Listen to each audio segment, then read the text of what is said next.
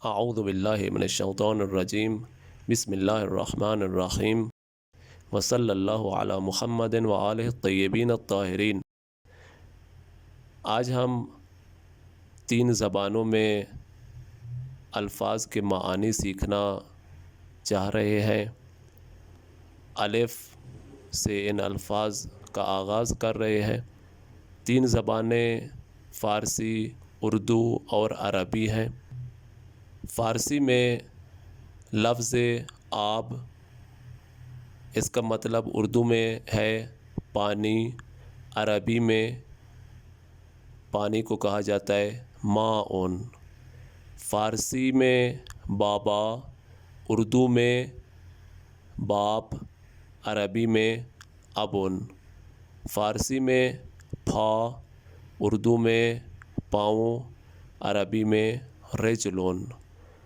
فارسی میں تھاب، اردو میں جھولا، عربی میں ارجوحۃ۔ فارسی میں اساس، اردو میں سامان، عربی میں معدات۔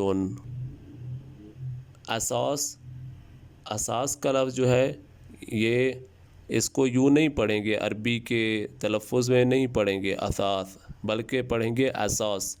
جیسا کہ سین ہو تو سین کا تلفظ اس پر ادا کریں گے سے کی جگہ پر، اگرچہ یہ لفظ عربی کا ہے لیکن فارسی میں اساس کہا جائے گا جو سامان کے معنی میں ہے۔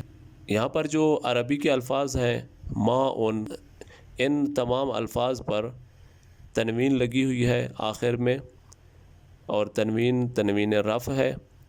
ماء، اب، رجل۔